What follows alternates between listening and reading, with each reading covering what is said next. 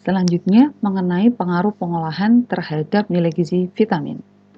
Stabilitas vitamin pada berbagai kondisi pengolahan relatif bervariasi bergantung pada jenis vitaminnya, kondisi pengolahan, suhu, waktu, pH, dan lain sebagainya. Ya, kemudian keterikatan vitamin tersebut pada bahan lain. Yang pertama dari vitamin A. Vitamin A itu stabil pada kondisi hampa udara atau tidak ada oksigen, tapi kalau ada oksigen akan cepat rusak terutama pada suhu tinggi. Kemudian akan mengalami kerusakan dalam jumlah yang sangat besar jika mengalami oksidasi dan dehidrogenasi. Vitamin ini juga lebih sensitif terhadap sinar UV dibanding jenis sinar lainnya. Vitamin A merupakan vitamin larut lemak sehingga juga menjaga bahan-bahan yang mengandung lemak dalam jumlah tinggi. Bisa ya menjaga lemak, tetapi untuk bahan yang berlemak tinggi itu lebih banyak digunakan vitamin E. Nah, kalau misalnya ada bahan-bahan yang mengandung vitamin A, sebaiknya tidak dipanaskan pada suhu tinggi, terutama dengan keberadaan lemak, karena pasti akan mengalami oksidasi sehingga vitamin A-nya rusak. Asam askorbat atau vitamin C itu relatif stabil pada larutan asam, tapi dapat terdekomposisi atau rusak karena cahaya yang dipercepat oleh basa, oksigen, Cu, dan Fe. Jadi, semua vitamin yang berkaitan dengan sebagai antioksidan itu biasanya mudah rusak oleh keberadaan cahaya atau adanya oksigen. Karena merekalah yang menjadi objek oksidasi jadinya ya. Jadi kerusakannya terjadi akibat proses oksidasi. Kemudian asam folat atau B9 itu stabil pada perebusan di pH 8 selama 30 menit, tetapi kemudian di atas suhu 100 derajat Celcius atau suhu autoklaf di suhu 121 itu biasanya akan mengalami kehilangan dalam jumlah besar, terutama pada kondisi yang sangat asam atau sangat basah. Dan ini diakselerasi atau dipercepat kerusakannya oleh adanya oksigen dan cahaya. Vitamin K.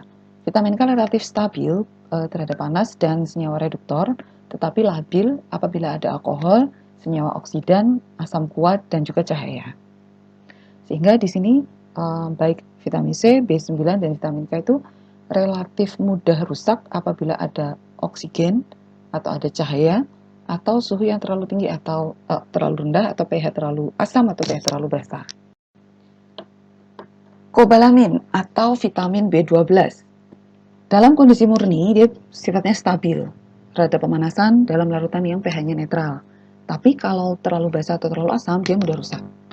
Riboflavin, vitamin B2, itu sensitif terhadap cahaya, kemudian kecepatan kerusakannya akan meningkat seiring dengan peningkatan pH dan peningkatan suhu.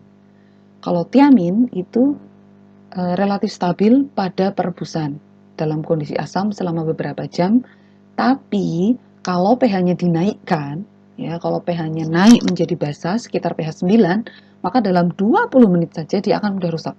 Sehingga tiamin itu sensitif terhadap pH. Bagaimana dengan vitamin E atau tokoferol? Vitamin E sering ditambahkan sebagai antioksidan atau pengawet pada minyak goreng.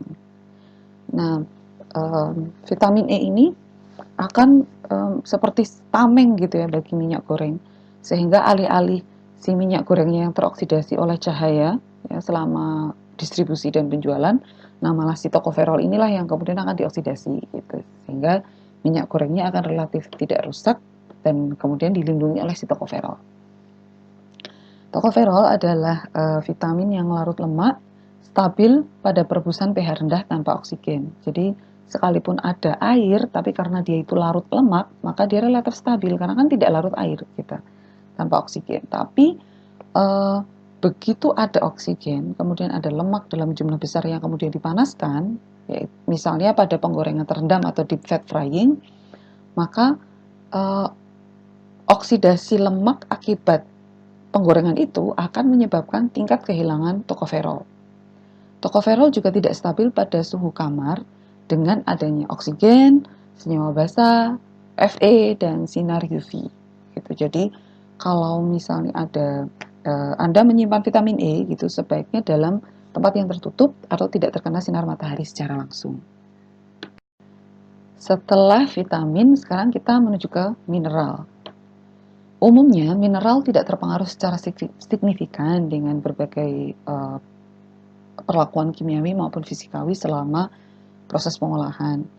Namun, beberapa mineral itu dapat mengalami oksidasi dengan keberadaan oksigen, tapi biasanya tidak sampai mempengaruhi nilai gizinya.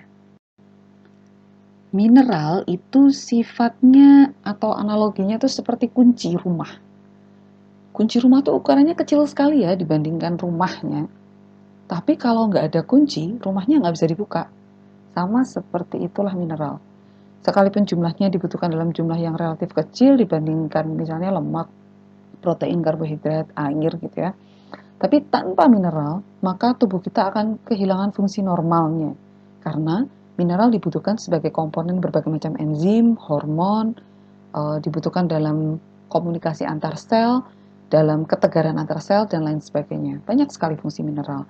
Bahkan jantung kita itu bisa berdetak dengan normal kalau cukup kalium. Kalau kurang kalium itu kita bisa gagal jantung gitu dan meninggal lah gitu.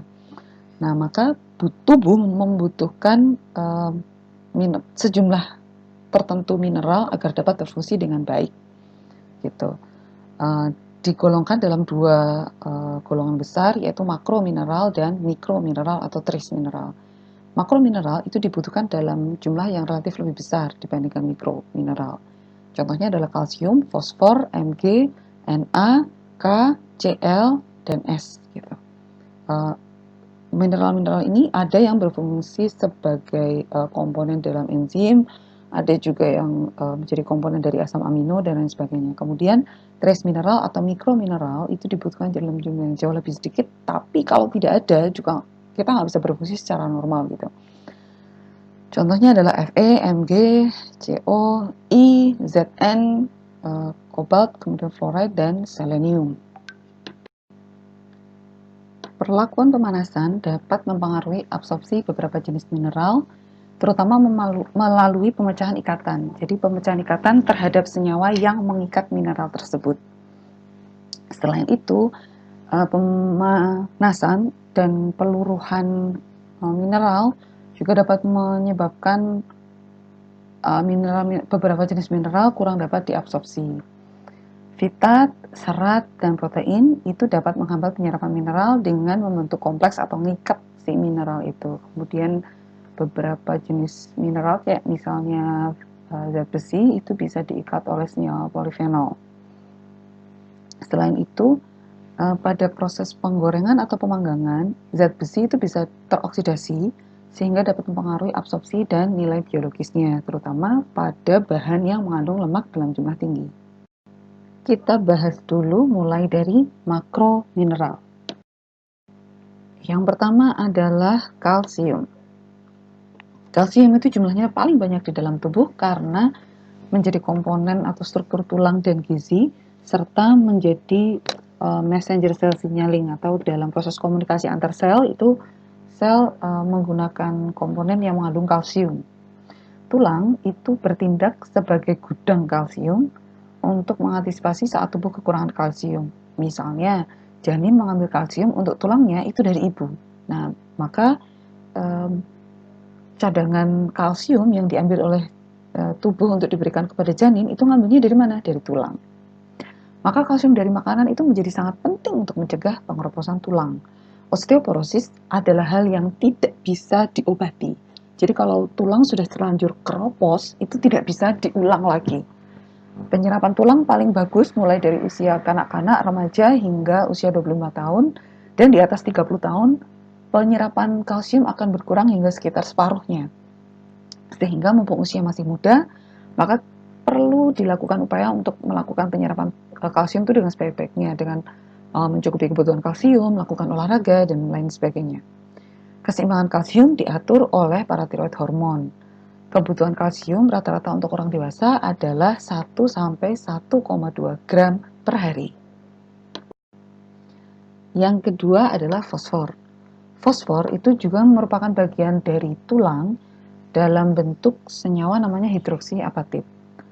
Selain itu, fosfor juga digunakan sebagai komponen membran sel dalam bentuk fosfolipid, yaitu lipid bilayer. Fosfor juga menjadi bagian dari ATP, ADP, DNA, dan RNA. Kebutuhan fosfor per hari adalah sekitar 700 mg atau 0,7 gram. Berikutnya adalah Mg atau magnesium. Magnesium sangat banyak digunakan dalam sistem metabolisme dengan fungsi utama sebagai bagian dari enzim-enzim dalam produksi energi, serta berperan dalam enzim yang berfungsi di sintesis biomolekul, komponen struktur membran sel, dan juga komponen dari kromosom. Magnesium juga digunakan dalam transport ion antar sel, sel signaling atau komunikasi antar sel, dan migrasi sel. Kebutuhan magnesium per hari sekitar 400 sampai 420 mg untuk laki-laki dan sekitar 300 mg untuk perempuan. Bagaimana pengaruh pemasakan pada kandungan kalsium, magnesium, dan fosfor? Kalau pada kentang dan susu, kalsium, fosfor, dan magnesium setelah perebusan itu relatif sama. Tetapi pada bahan kacang-kacangan, contohnya di sini adalah biji Adenantera pavonina, fosfor dapat berkurang sedikit ya dengan penyangrai dan berkurang lebih banyak lagi pada saat perebusan. Tetapi kalsium dan magnesium dapat meningkat setelah penyangrai dan perebusan dengan kadar tertinggi pada perebusan. Dalam hal ini berarti kalau kita ingin mencari sumber kalsium itu bisa dengan suatu bahan itu direbus. Jadi kalau bahannya bijian yang kita cari sebagai sumber kalsium itu bisa direbus untuk meningkatkan ketersediaannya. Contohnya di sini pada biji Adenantera pavonina. Mineral selanjutnya yang kita bahas adalah Na, Cl, dan K. NaCl sangat penting untuk keberlangsungan hidup kita. Ya. Na dan Cl itu menjaga ketegaran dan menjaga keseimbangan muatan antar dinding sel sehingga isi sel tidak akan keluar. Gitu. Kemudian Na juga menjaga tekanan darah itu tetap normal. Sebagian besar orang dewasa membutuhkan 1,5 sampai 3,8 gram Na. Kemudian potasium. Potasium merupakan mineral elektrolit yang dibutuhkan dalam sebagai komponen atau koenzim dalam berbagai macam enzim ya. Kemudian kalium itu dibutuhkan untuk fungsi sel otot. Jadi jantung kita itu bisa berdetak dengan normal itu jika kebutuhan kaliumnya tercukupi. Kalau kita mengalami kekurangan kalium atau disebut hipokalemia, kita dapat mengalami gagal jantung gitu dan bahkan gagal ginjal gitu karena elektrolit ini sangat penting untuk menjaga fungsi dari otot-otot organ penting itu tetap bisa berfungsi secara normal. Kalau kita kekurangan kalium juga, kalau misalnya kurangnya itu nggak begitu parah gitu ya, kita bisa ngalamin kram gitu, kemudian kram perut itu yang efek yang paling ringan lah ya. Tapi kalau sampai kekurangan kaliumnya itu parah, maka otot jantung kita itu bisa selnya itu bisa rusak dan jantung kita jadi tidak bisa berdetak bahkan sampai seperti itu. Gitu. Bagaimana pengaruh pemasakan pada kandungan NaCl dan K? NaCl sangat mudah larut air sehingga mudah hilang pada saat perebusan. Semakin tinggi suhunya, maka tingkat kehilangan akan semakin cepat, sehingga kita direkomendasikan untuk memasukkan garam dapur segera setelah masakan akan disajikan. Kemudian kalium itu juga dapat keluar di air rebusan, karena kan mineral ini larut dalam air. Kemudian metode pemasakan yang dapat mempertahankan vitamin larut air, kemudian mineral larut air itu adalah dengan pengukusan. Kemudian kalau misalnya pisang itu direbus, perebusan pisang itu kan kayak potasium ya, kayak kalium ya. Kalau pisang itu direbus ternyata dapat menyebabkan kehilangan 40% potasium. Sehingga sebaiknya tuh kalau misalnya mau bikin pisang yang dimasak tuh dikukus saja. Kemudian ini ada review oleh Patricia Rebeck, itu dia menyampaikan tentang potassium loss pada berbagai metode pemasakan. Salah satu hasilnya adalah pada kentang itu semakin tipis irisannya dan semakin lama perendaman di dalam air rendaman akan menyebabkan kehilangan potasium hingga sekitar 83%. Sehingga kalau kita mau memasak kentang, sebaiknya kentang itu berukuran besar atau kalaupun dipotong-potong, ukuran potongannya jangan terlalu tipis atau jangan terlalu kecil. Selanjutnya kita akan membahas mengenai mineral yang masuk dalam kategori mikromineral. Di tempat pertama ada sulfur dan ion. Sulfur merupakan komponen penting dari asam amino sistein dan metionin, padahal dua asam amino ini digunakan di sebagian besar komponen protein tubuh. Nah, dan alhamdulillah gitu, jumlahnya juga sangat banyak di alam, sehingga nggak ada RDA-nya. Asalkan kita makan secara seimbang tuh insya Allah kebutuhan sulfurnya tak akan tercukupi. Kemudian zat besi. Zat besi itu merupakan komponen sel darah merah ya, itu kita semua tahu lah, yang berfungsi membawa oksigen ke seluruh tubuh. Zat besi juga merupakan komponen penting berbagai macam protein metabolik dan enzim. Oleh karena itu, kita membutuhkan sekitar 8-18 mg untuk orang dewasa dan 27 mg untuk ibu hamil, karena juga untuk mencukupi kebutuhan janinnya. Zn atau zinc itu komponen yang sangat penting, mineral yang sangat penting. Bagian dari struktur membran sel, kemudian membentuk zinc finger, yang berfungsi sebagai transcription factor. Di biologi sel sudah saya jelaskan ya tentang transcription factor atau protein yang mengawali transkripsi. Tanpa zinc maka tidak ada transcription factor. Tanpa transcription berarti tidak ada pembentukan protein. Nah, maka fungsi tubuh kita akan sangat terganggu. Selain itu, zinc juga terlibat dalam berbagai proses metabolisme, pertumbuhan, sistem imun, fungsi saraf, dan reproduksi.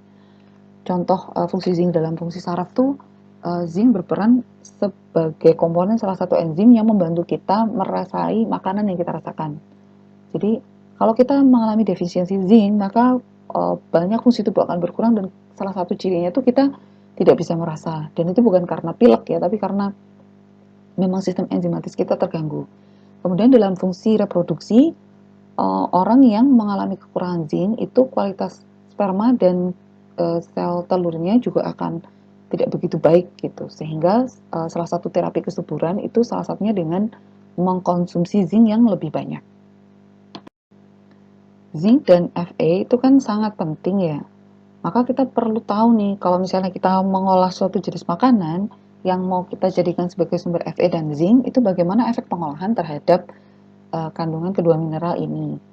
Nah, di sini saya ambilkan contoh dari kacang tunggak ya, Vinya unguiculata gitu yang dikonsumsi di Brazil. Jadi Pereira dan kawan-kawan ini menguji tentang bagaimana pengaruh metode pemasakan yang ada di rumah tangga terhadap kandungan Zn dan Fe. Pada kacang tunggak itu zinc dan Fe itu bioaksesibilitas atau kecernaannya berbeda. Kecernaan zinc akan meningkat dengan pemasakan, baik dengan perebusan dengan panci biasa maupun panci presto.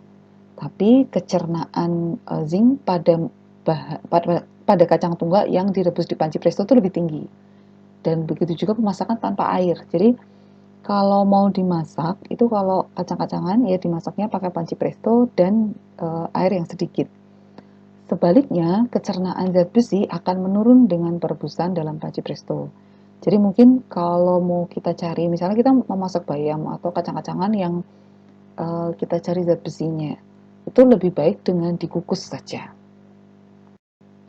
Yang berikutnya adalah Mg. Mg merupakan komponen enzim antioksidan di dalam mitokondria, kemudian komponen berbagai enzim di metabolisme. Jadi di dalam mitokondria kita, itu setiap kali terjadi produksi energi, maka akan dihasilkan radikal bebas. Tetapi mitokondria juga memiliki enzim yang menghalau bersih radikal bebas yang dihasilkan pada produksi energi itu. Dan enzim-enzim antioksidan itu butuh Mg. Tanpa Mg, maka mitokondria kita akan penuh dengan radikal bebas dan tidak mampu memproduksi energi. Gitu. Makanya Mg itu penting banget. Selain itu, Mg penting dalam pertumbuhan tulang dan penyembuhan luka. Bukan luka hati ya, luka di badan, luka fisik ya. Maka kemudian kebutuhannya sekitar 1,8 untuk wanita dan 2,3 untuk laki-laki. Defisiensi Mg bisa menyebabkan osteoporosis, diabetes, dan bahkan epilepsi. Berikutnya adalah tembaga. Tembaga merupakan kofaktor berbagai enzim yang terlibat dalam produksi energi, pembentukan jaringan ikat, dan metabolisme Fe. Defisiensi tembaga akibat konsumsi gizi yang kurang atau absorpsi yang kurang juga dapat disebabkan oleh terlalu banyak mengkonsumsi zinc. Gitu. Jadi tembaga dan zinc itu saling berkompetisi. Kalau terlalu banyak zinc berarti kekurangan tembaga. Kalau kebanyakan tembaga nanti absorpsi zinc akan berkurang. Tembaga ada banyak terkandung dalam kerang, kacang-kacangan, biji-bijian. Terakhir adalah iodin. Iodin merupakan mineral yang sangat kritikal atau sangat berpengaruh di dalam tubuh karena kekurangan iodin akan menyebabkan brain damage, mental retardation atau retardasi mental, hypothyroidism, gondok, dan berbagai masalah kesehatan. Jadi seorang ibu yang hamil kemudian mengalami kekurangan iodin, itu anaknya akan mengalami keterbelakangan mental gitu. Janinnya nanti lahir bisa mengalami keterbelakangan mental. Sehingga di berbagai negara iodin ditambahkan dalam program fortifikasi ya. Misalnya salt fortification atau fortifikasi iodin dalam garam. Kebutuhan iodin dalam tubuh minimal 150 mikrogram untuk orang dewasa. Bagaimana pengaruh pemasakan terhadap kadar Mg, Cu, dan I? Akan kita bahas masing-masing. Ini ada jurnal tahun 90 oleh Miyoko Kimura dan Yoshinori Itakawa. Di sini dibahas mengenai kehilangan Mg dan Cu pada sayuran dan ikan itu cukup besar, terutama akibat perebusan. Dan angka kehilangan pada sayuran itu lebih tinggi daripada daging. Jadi mineral pada sayuran lebih mudah hilang, terutama pada perebusan. Hal ini disebabkan karena kadar air sayuran itu lebih tinggi dan kandungan proteinnya juga lebih rendah, sehingga komponen yang mengikat mineral itu juga lebih rendah. Gitu, karena mineral biasanya terikat pada karbohidrat atau protein. Selain itu, perebusan akan menyebabkan sayuran mengeluarkan asam-asam organik ke dalam kuah, sehingga kuahnya mengalami penurunan pH. Penurunan pH ini dapat memicu lepasnya mineral dari bahan atau komponen pangan ke dalam air rebusan, sehingga mineral menjadi mudah larut di dalam air rebusan akibat turunnya pH. Maka untuk mencegah kehilangan mineral, orang yang merebus sayuran atau ikan atau daging itu dapat mengkonsumsi kuah rebusannya, kemudian menambahi sedikit garam ke dalam kuah sekitar 1%, kemudian menghindari perebusan yang terlalu lama atau suhu yang terlalu tinggi, kemudian memilih cara memasak yang dapat meminimalkan angka kehilangan, yaitu dengan cara dikukus. Kemudian ada jurnal lain oleh Goendy dan kawan-kawan yang menghitung iodine loss pada berbagai prosedur pemasakan. Disimpulkan bahwa perebusan dalam panci biasa akan meningkatkan iodine loss. Jadi kalau misalnya kita memasak tuh sebaiknya garam beriodium tuh ditambahkan di akhir pada saat mau disajikan gitu. Dan kalau menggunakan panci presto atau panci bertekanan itu cooking loss-nya, iodine loss-nya lebih rendah. Kemudian ternyata menggunakan minyak dalam jumlah banyak itu dapat mencegah iodine loss. Kemudian penyangraian itu juga iodine loss-nya cukup rendah. Sedangkan pengukusan itu iodine loss-nya cukup besar. Sehingga dari sini kita bisa melihat bahwa kalau suatu bahan pangan itu dimasak dengan keterlibatan air, ya, baik itu direbus maupun dikukus, maka iodine loss-nya akan cukup tinggi. Maka kemudian garam beriodium itu bisa ditambahkan di akhir pada saat selesai pemasakan atau menjelang disajikan untuk mencegah hilangnya iodin dari garam dan dari masakannya. Nah, di jurnal ini oleh Marimoto orang India nih, Marimoto dan kawan-kawan yang meneliti tentang kandungan mineral pada strip snakehead fish atau ikan kutuk. Kalau di sini di Jawa tuh ikan kutuk. Itu ikan yang proteinnya tinggi, lemaknya rendah, mineralnya juga tinggi, sering direkomendasikan untuk dikonsumsi orang yang barusan melahirkan atau yang sedang dalam masa pemulihan. Itu direkomendasikan biasanya secara tradisional. Orang-orang tua tuh sering merekomendasikan untuk mengkonsumsi kutuk gitu. Nah, itu kutuk itu kan mineralnya tinggi. Nah, ternyata kalau dimasak itu terjadi perubahan kandungan mineral. Ternyata natrium, kalium, kalsium, Mg dan Fe itu malah meningkat ya pada semua metode pemasakan. Jadi kalau masak kutuk itu mau diapain, mau direbus, mau di oven atau mau digoreng atau mau di dipanggang atau di sate itu sama aja gitu. Mineralnya untuk yang Na, K, Ca, Mg, dan Fe meningkat. Cu juga meningkat. Tetapi Ca dan Cu pada perebusan dan Fe pada pengovenan itu mengalami penurunan. Jadi kalau ini digunakan sebagai sumber kalsium, maka ya kalau bisa nggak usah direbus gitu, mungkin dikukus aja gitu.